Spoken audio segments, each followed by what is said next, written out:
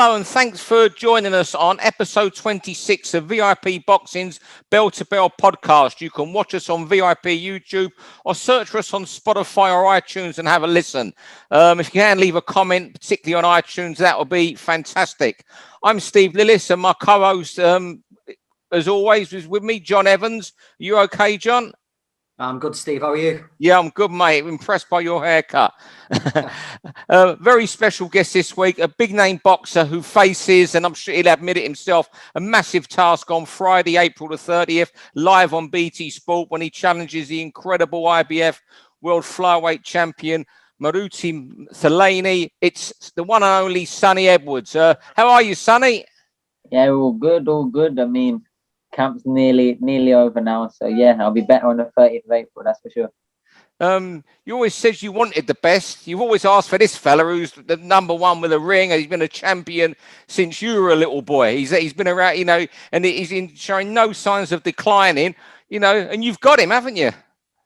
Yeah, I mean, you got to back up what you say eventually. So I've always said I wanted the best, and now I've literally, well, if you ask the Ring magazine, I've got the best. So I'm looking forward to it. I mean, I know it's a monumental challenge compared to the level that I've been supposedly facing. So I know what I'm in against, but I also know that I've been in against world-class amateurs. I've been in against world-class fighters sparring. I'm going to jump in against world-class as a fight. I mean, obviously sparring and fighting is different, but when you hold your own in all them different arenas, then when you come to the big stage, you should be able to do it as well. That's my belief anyway. Sonny, I believe you spent some time in the gym with this guy before. Just tell people about that and what your impressions were of him. Yeah, well, really, really nice, humble person, really funny. We got on really well, actually. We didn't do any rounds together, but we was both sparring the WBA champion, Dalekayan. And yeah, I mean, we was doing each other's corners at one point, giving each other water and whatnot. So when I come out the ring the first time he see me spar, he said to me, "You'll 100% be a world champion," and that's on my two babies' life. So it's kind of goosebumps movie stuff for me. I mean, it will be one of those that if I do come through it, when I do come through, it'll be like the stars have aligned, because who would have thought that 2-3 years ago when we had that conversation, it would be him that I'm up against to be the world champion that he said I would be. Sonny, do you think you've caught him up quicker than maybe he ever expected? Do you think he probably didn't even consider you as a future rival? Do you think you might have surprised him by getting here as quickly as you have? I don't know. He rated me very highly. The people I was sparring rated me very highly since they asked me over another 2 times after that. I did go one of the times, but I couldn't. What would have been the third time I couldn't go over. So I don't know. As the flyweights, if you've got a good bit of promotional backing, you can cut through quite quick. I mean, my brother showed that. Just one of those things. Maybe he didn't think I'd ever be, his competitor. Maybe he thought he might have been out of the sport by then. I don't know. But like I said, that's high praise. I mean, he saw me spar, I think, 3 or 4 rounds that first time, and that was his feedback. So he must have been impressed as what he was seeing. He probably sees things in me that he can beat. I mean, he only ever saw me do 3, 4, or 5 rounds, I think, once. So his probably questions of me will be what everyone else questions. What's my engine like? How can I do it for 12 rounds? Can I keep the focus? Can I come through a hard round? Can I, get caught and come back? Questions I think I've answered myself time and time again. But until you're in against a legit world level puncher, then it's all smoke and mirrors before that point. And I think if I come through this test passing flying colours, I don't think there's too much people can say to me then. There'll be someone who'll find something to say something to you, Sonny, on social media. You could go knock him out in the first round or win every second of every minute, and you'll wake up Sunday morning, mate. You'll have a world title belt round with your 2 babies kissing you, but you'll also be going through your Twitter getting plenty of it. All I've ever heard is, Sonny can't punch hard enough for world level. He won't keep him off and they won't respect him. I mean, every other level I've ever been in against, I mean, people don't just walk through me, because it's all right walking through someone, but when they're not there to walk through, you're just chasing them. You know what I mean? I'm not meeting you. I'm not going to try and stop the immovable object. I'm going to try and dance around him. Right. Thanks for that insight into the fight, and John, for digging up that nugget about you spending time with him. It's fantastic. How this works, 6 topics, 3 minutes each round. 3 minutes each round. And if you're still talking after the 180 seconds, what happens, skinhead John?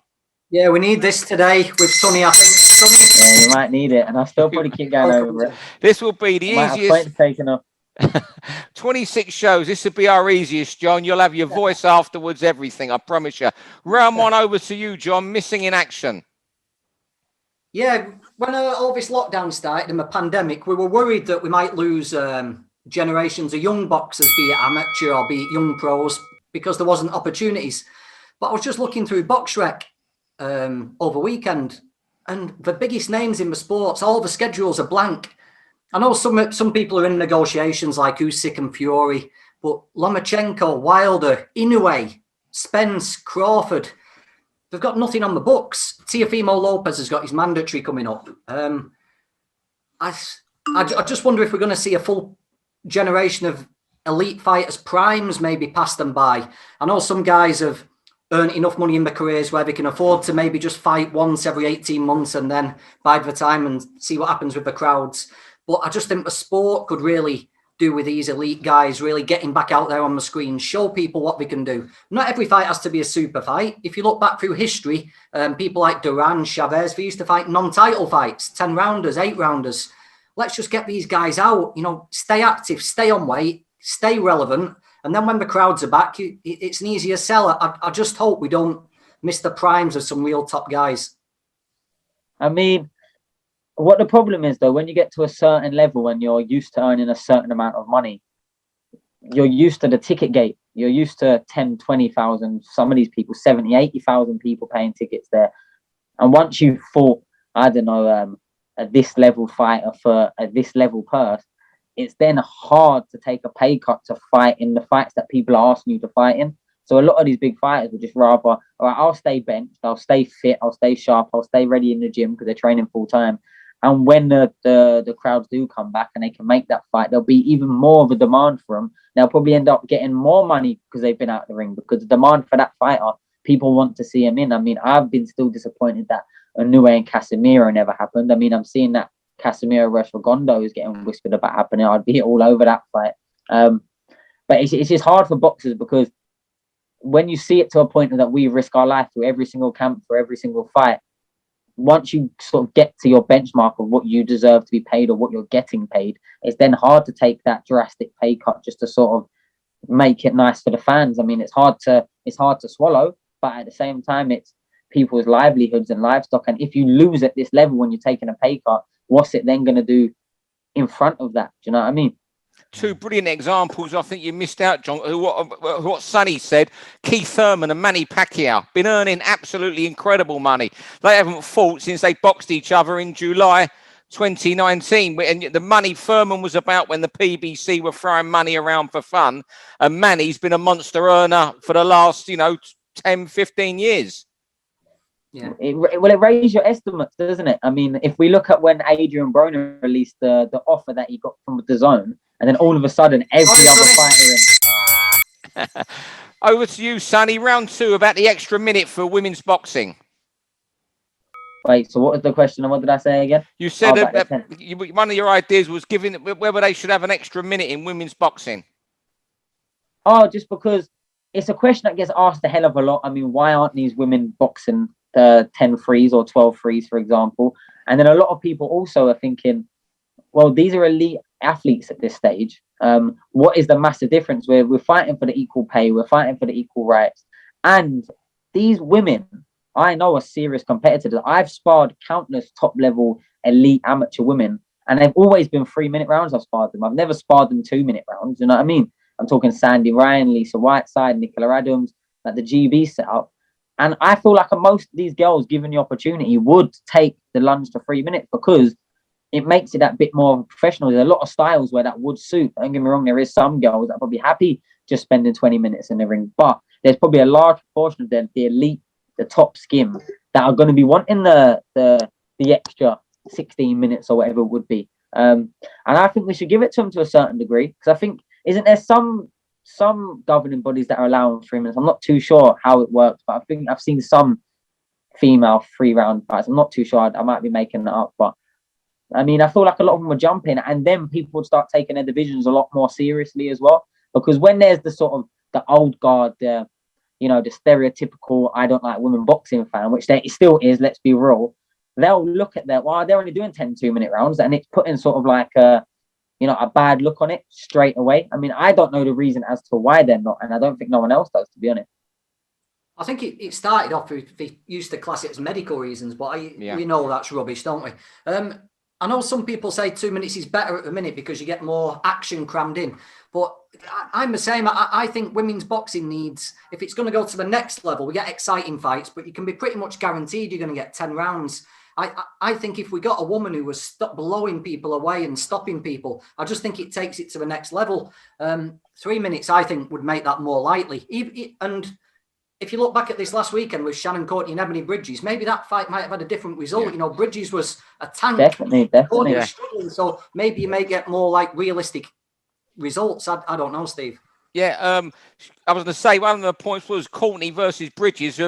We certainly would have got a different result. I'm convinced that they fought 3 minutes, but you can't expect girls like Savannah Marshall and to go into some of these fights. She had, she's talking to the big unification against the American freeweight Clarissa Shields. That's got to be 3 minutes because they're out on their own. But going back to what you said, the WBC, when it was first brought up with them, they said it's science, not sexism. What? Steve. Right. Round 3, Liam Williams. Want to look at Liam Williams against Demetrius Andrade. Challenges him for the WBO middleweight title in Miami, I think, on Saturday night. I just think he's moving. I don't know if you see him around Sheffield at all, Sonny. I just think he's a different animal since he's gone to the Ingle gym. But this is still a hard fight for him, and I think there's too many people writing off Andrade in this fight. He's a real skillful operator. He's beaten all 29.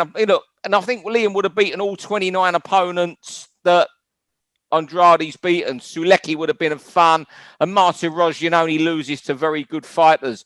I still think this is a really big ask for Liam Williams, and if he pulls off what would be an incredible win, I don't think he'll get any of the credit that he'll deserve for it. The one thing Andrade he's already spoken of going to super middleweight. Is he overlooking him? I just wonder what you thought, first of all, Sonny, on the fight.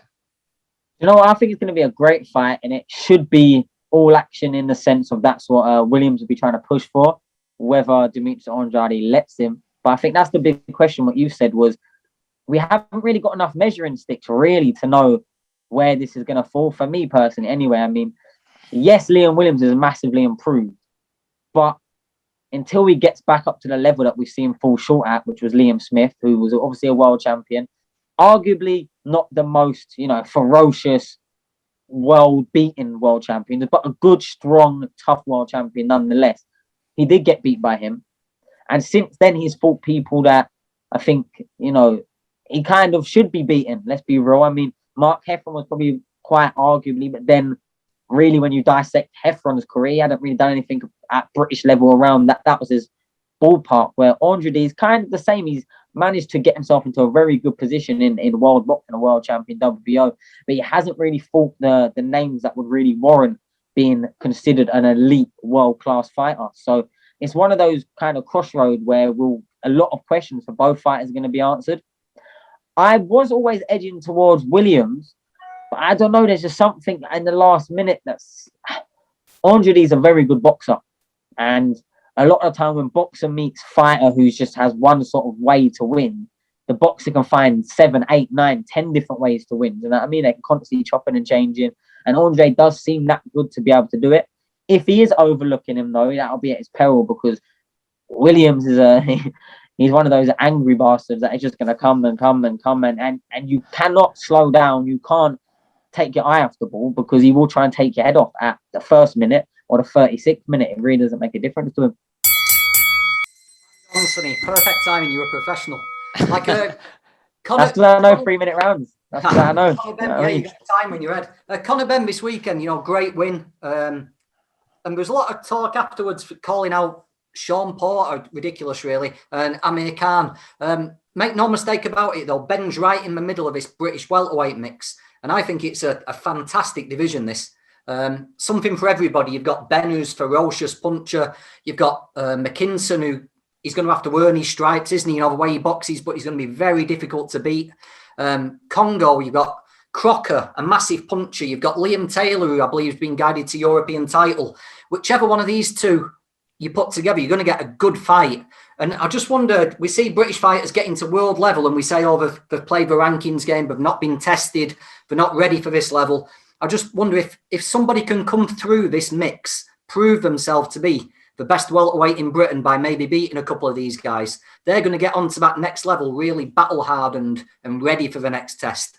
I just hope we see the matches. I really do think all the fighters can benefit from this. If McKinson can beat a Congo, a Taylor and a Crocker, he's ready. You know, he's ready to go. There's no one to really fear. I think it could benefit everyone if we get a good mix here. I think the problem is a lot of people aren't really willing to. I mean, once you've got the promotional backing, a lot of people just turn down every decent opponent until they get one that's 90-10 in their favour. I'm inside the sport. I know the whispers of the room. I'm not speaking about anyone direct in the names you just mentioned there. Can you hear me? Yeah. Oh, sorry, just screen froze.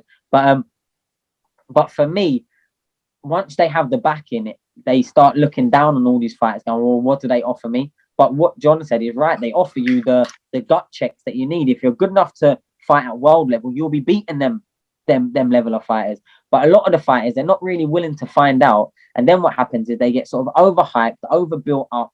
There's a massive hype train. And then, like you said, ridiculous, really. I believe so. I'm a massive fan of Sean Porter, and he's someone that has had personal time for me and his dad. I've spent time in their company, you know what I mean? So for me, that was ridiculous, that shout. I mean, you can't beat all these sort of hand-picked international fighters and then start calling out an elite, hardened, battle-hardened, who Spence went split decision with. Keith Thurman eked past 115, 113 3 times, I think it was. Kell Brook, I still believe that Sean Porter won that fight in my eyes. I know it's all them years later and it's not worth arguing about now, but no one has it easy against him. But you see Ben blow out Vargas in 1 minute and 22 seconds, and all of a sudden he beat Sean Porter easy, and it's like, wow, I can't. British fans and British boxing and the promotion and the way they push their fighters, they have a good little bit of hype for a knockout and they lose all perspective. Fantastic, that, Sonny. Sonny, your second topic is on YouTubes and legends. Are they good for boxing? Do you know what? I know a lot of people in boxing, they get angry by it. They look at the inflated purses that they get and they don't understand why they're not getting them. But what I do think it's doing is it's creating and generating an overall buzz where everyone wants to be a boxer all of a sudden. Look, you had Jake Paul knocking out the NBA like all-star. Do you know what I mean? It's like them things, they might not be the highest quality. They might not be for the purists, but what they're doing is attracting a very much larger audience.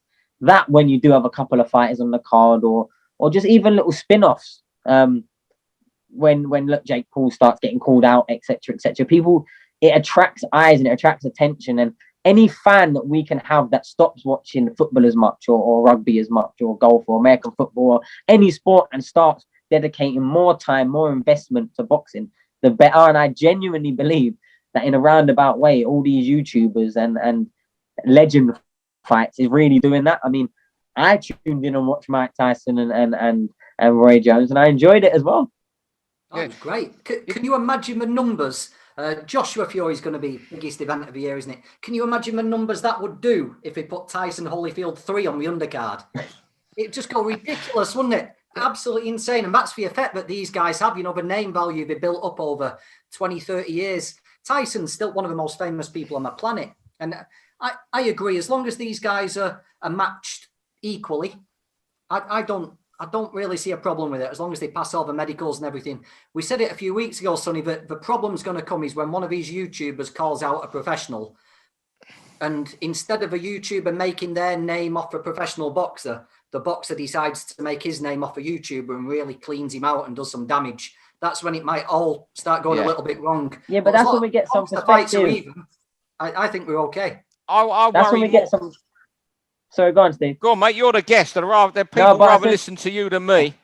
That's when we get some perspective, and that'll be the most beautiful thing. I mean, I wouldn't like to see anyone get hurt, But will it all end though, that, then, Sonny? Would it all come to a screeching halt? There would be no more because we saw what can happen. Yeah, of course. But I mean, as long as they go through the levels to get there. I mean, if Jake Paul started building up a little ranking and had a few fights, and I wouldn't be against it. You know what I mean? But if he went from fighting, I don't know who they're fighting. I don't keep up there. If he went from fighting KSI to fighting Canelo, okay, then we have got a big problem. But I just don't think that would ever happen. You know what I mean? That jump's never going to happen. But you might see them start fighting a few journeymen, and then might see him fight a club fighter, because they're still, every time they get in the ring, they're going to still generate millions, because people don't care who they're fighting as much. Once they're actually building a professional record, they'll be on the go. I've got no problem with the YouTube, but all right, I'm stopped. So I'll have to come back to that. I'm going to come back to that next week. I wonder if you guys saw the BT documentary on Frank Warren last night. Couple points. It made me realise how mainstream boxing was back then. Now, there's, how many boxers were actual mainstream? I can remember well the chaos at Heathrow when Frank met Joe Bugner at the airport when he was coming back just to beat for his comeback fight against the Welsh heavyweight Winston Allen. And what Frank did then there, but it was just incredible when the way he broke down the cartel with the help of guys like Nick Pitt, who was the investigative reporter. It wasn't help. Nick was there to get a story because he's a journalist. And I can remember Frank paying 40 grand to Charlie Magri in 1985 to fight Sot Chitalada for the WBC title. And the night Frank got shot, it was a Thursday, 1989. Everyone of a certain age into boxing around that time knew where they were when Frank Warren got shot. I mean, I was at the Elephant and Castle Leisure Centre watching Derek Angle in a Commonwealth title fight. And I just watched a whole documentary, and I just thought the life he's lived in boxing as well has just been sensational. And he must be near he's pushing 70 now, and I just still don't know where he finds that enthusiasm for fighters and the industry still, having been around that long. But how mainstream were those guys in the 80s? It was an incredible 90-minute documentary, and you might have known a lot of it. It still brought a lot of thought flooding back. To be fair, I didn't watch it. I haven't watched it yet. I do need to catch up on it. So you might be better off taking this one, John, because I've not watched it. It's the same. It's on my BT planner. But God, Frank, as long as I've been watching boxing, Frank Warren's been there in the ring with the flags introducing world title fights and talking at press conferences. It's what a career. And like Steve just said, going back from flyweight titles with Charlie Magri, God knows how many years ago, right up to being involved in the biggest fight in world boxing in 2020 with Fury and Joshua. Been there and done it all. Bought the biggest names in the sport to Britain, sold out stadiums, and I'm sure the documentary didn't even tell the half of it either, Steve. No. Hey, but 40 grand for paying, to break that cartel, and Terry Lillis having to sit there and negotiate with Frank in 1985, and it must have been through gritted teeth because he could give Charlie Magri £40,000 to fight £40,000 for a flyweight in 1985. What's that worth now? Is it 150, 200 grand now? I mean, how do you find when you have your meetings with Frank, Sonny? How do you two get on it? Are you up and down? Do you clash? Do you get on? I can imagine, because you're not a boxer who's going to just sit there, and if you don't like something, you're going to say, because it's your personality and what you believe in doing. I'm probably one of the most stubborn fighters he's probably worked with in all them years. And that's saying something, you know what I mean? I'm very stubborn, but at the same time, I'm realistic. I know my worth, and I get my worth. I mean, this is my third contract now I've signed with Frank. So we've got a good professional working agreement. I mean, the last one he did, we had to go back and forth a little bit more than perhaps either one of us would have liked. But that's the business, do you know what I mean? I mean, once you start getting up to them bits where people are really taking notice, your name gets on a poster and people are excited. You've got to know your worth. And at the same time, I understand that it's a business. I understand that it's not personal. I mean, everyone's got to make money. And with me, I like keeping a professional relationship. I mean, Uncle Frank can't really call me up and ask me how my Saturday and Sunday is gone. And I wouldn't want it that way, because, once you get too friendly with people, it gets a bit too easy for little corners to get squeezed. So, we've got a very good working relationship with Frank, and I respect him a lot. And he's supported me, he's invested in me, and he's promoted me. Great. I mean, who else is getting the sort of platform at my weights and at my level of fights that I have? Very, very few people. I mean, I think I've had 8 or 9 TV title fights, and I'm only 15 fights in my career. I'm headlining my third show for a flyweight, super flyweight. I mean, who does that? I do that. Do you know what I mean? John, Right. how are you with Frank? Do you do a lot with him, John? Yeah, I speak to Frank before all the BT shows, and I've like I always say, I take as I find. And straight from the Box Nation days and seeing Frank at shows and calling him up every couple of weeks, I've never had a problem. He's always got a story to tell, always got something to ask you. And I don't want to turn it into a Frank. I just find that, yeah. Propaganda show. He's always been as good as gold with me. I think, like, again, perspective is my word of the week. I mean, that BT documentary that I have not watched yet, but I'm looking forward to watching. It's re-highlighted to a lot of the new fans that are very much, sign with Matchroom. Do you know what I mean? That's all I get on my Twitter every week. Do you know what I mean? But I think it shed a bit more light of, Frank's the GOAT and he's a Hall of Famer for a reason. Do you know what I mean? He's not just one of these flash in the pan promoters that have had a little thing. Yeah, there's been times when his stable's not been as strong as there's been other times, but he's been up and down 100 times and he probably will again. Do you know what I mean? He's just one of those. He knows an eye for talent. He knows how to promote and build a fighter. And with me, I think it's been easy because any fights they've offered me, I've taken. I'm not in the business of turning down fights. That's probably why he likes working with me so much. It's an easy phone call to have. Once we've agreed what money I'm getting at the beginning of the contract, you call, give me the opponent you want me to face, and I'll fight him. I'm not fast. I'm not one of these. Actually, I could fight an easier fighter to left or right. I believe in myself. Hence why I've had the hard step up when I have. And the times I haven't had the hard step ups, as hard as they should be, wasn't my doing. It really wasn't. It's just a lack of willing opposition, especially from this country. It's been nigh on impossible. Yeah, just one question before we let you go, Sonny, because you've given us afforded us a lot of time tonight. Do you think this fight? Do you look forward to this fight? I mean, look, you're a massive name, should we say, on social media. Are you looking forward to this fight after this fight being, taking you to the next level, into the mainstream, where the non-boxing fan knows who this kid is from Croydon, who lives in Sheffield, who's got a great backstory and everything? Do you think that can happen after this fight? If I'm honest, I've only ever wanted to be a boxer. I wanted to be known as a boxer. And I wanted to have the legacy of a boxer and someone that would just fight anyone. And I think this has definitely proved it. Win, lose, or draw, I've proved that I will fight anyone. But that's what I want, a long career of, all right, Sonny fought pretty much anyone and everyone he could get his hands on. He weren't ducking fights. Anytime the phone rang, he fought.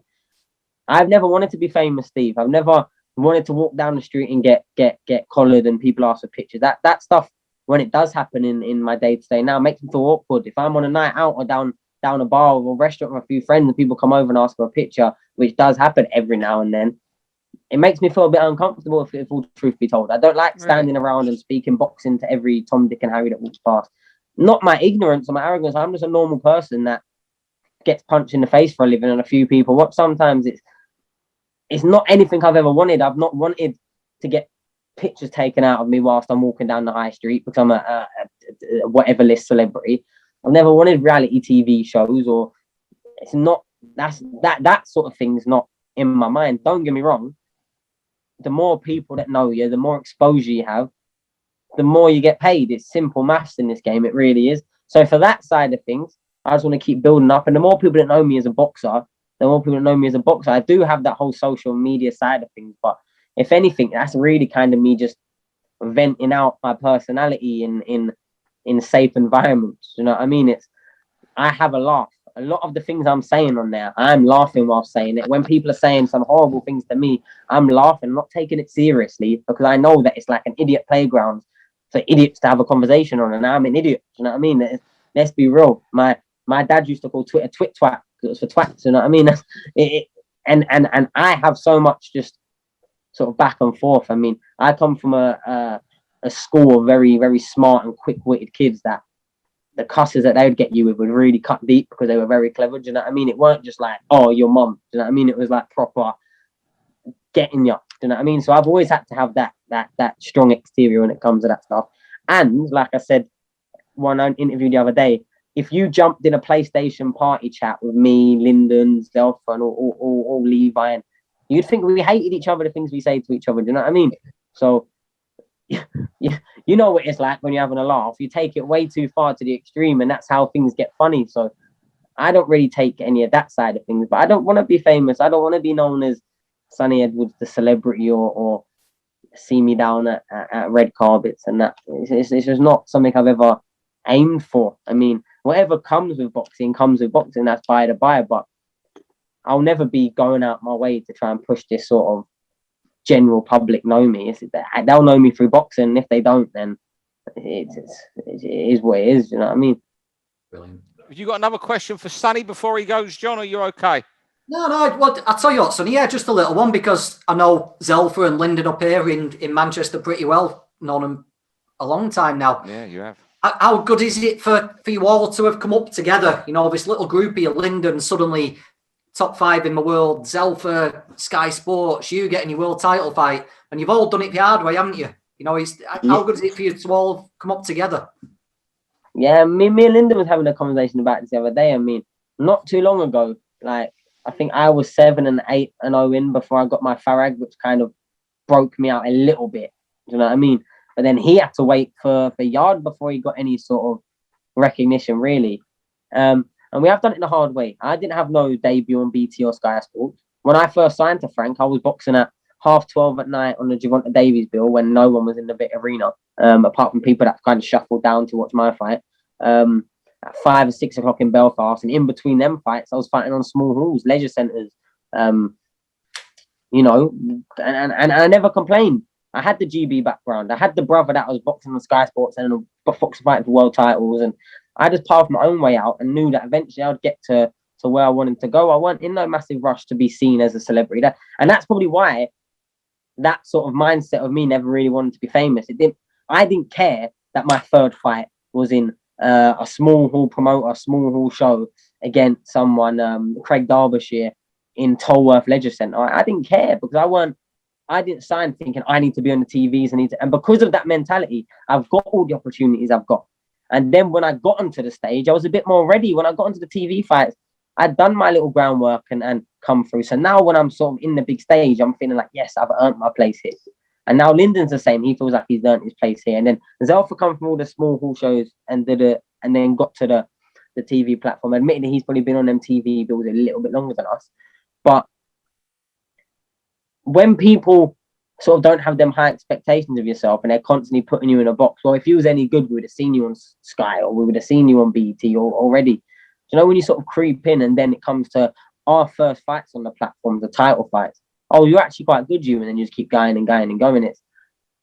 It's quite, you know, you see a lot of fighters, they jump in straight away, big cameras, big action, and they end up getting turned over by a 4-rounder, 6-rounder. You know what I mean? It does happen. It happens time and time again. But when you feel like you've earned your position there, you don't really have them same nerves, because now you're kind of thinking, I'm not going back to where I've just been. Do you know what I mean? I've worked to get this far, and it is good that we've all come through together, because at one point, like I said, no one really cared about us. Me and Lyndon, and Zelf was fighting at that time on BT, but me and Lyndon were signed to Frank for a fair few fights before he probably even knew our names. I could have walked past Frank and I'd had probably like 2 fights on Frank Warren Bills, and he probably could have walked past me and not knew who I was. You know what I mean? And that's just as real as it gets, because someone that is, however, 68 years old or whatever he is, and been through all these mega fights and however many world title fights, now how many world champions he's had, he's not going to concern himself with every little flyweight on the books, is he? No, of course he's not. He probably didn't even know I signed for him until I started winning. I mean, my phone only started ringing for TV fights after the Farag fight. Before that, it was my management team. When can you get him on? When can you get him on? If you're not getting him on, we'll get him on. Do you know what I mean? But I didn't care about that. I know a lot of fighters that have sort of blocked their career expecting too much too early, you know, before they've earned it. Yeah. They've expected the arenas, they've expected the TV shots, they've expected the title shot. So then when they're getting offered like a relatively hard fight, they're thinking, oh, whoa, I don't want to do that. And then as soon as you start having that mentality, promoters fuck you off. I mean, It's no secret. Look at, for example, me and Harvey Horn. We turned pro at a similar time. Look at the different trajectories of our career. Just I'm easy to work with, and he's impossible to work with. It's fact. Do you know what I mean?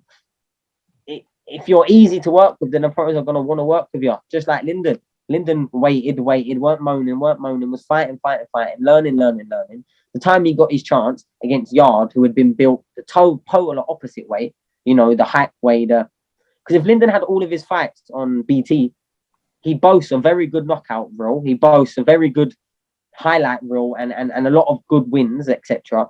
Exactly, and would have had the profile that Yard had if they built him the same way, but they didn't. But who was better for that? Who was better? Do you know what I mean? Who now has the last laugh? Do you know what I mean? Who's in the best position now? Who's got a win over the other? Do you know what I mean? It's all about learning, and too many people get too caught up in the hype train, wanting to fight people 2 weights below them, drawn up just so they knock them out. Do you know how many times I've heard in the conversations with my promoter or my management, fighters asking or fighters teams asking for, let's get someone that he'll look good against. In other words, let's get him someone that he's going to chin in a round or two just so it looks good on his record. I've never asked for that, ever, not once.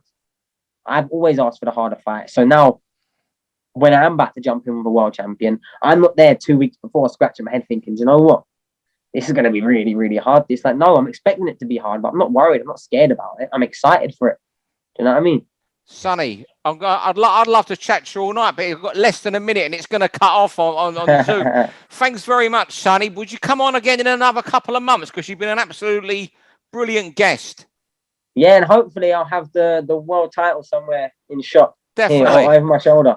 John, I've got to get a quick thank you into you as well. It was a brilliant podcast tonight, and our guest made it. So, Sonny, we'll have you on in a couple of months with that world title belt over your shoulder, talking of defence. Thank you very much, boys, and thanks everyone for watching or listening. Cheers, guys.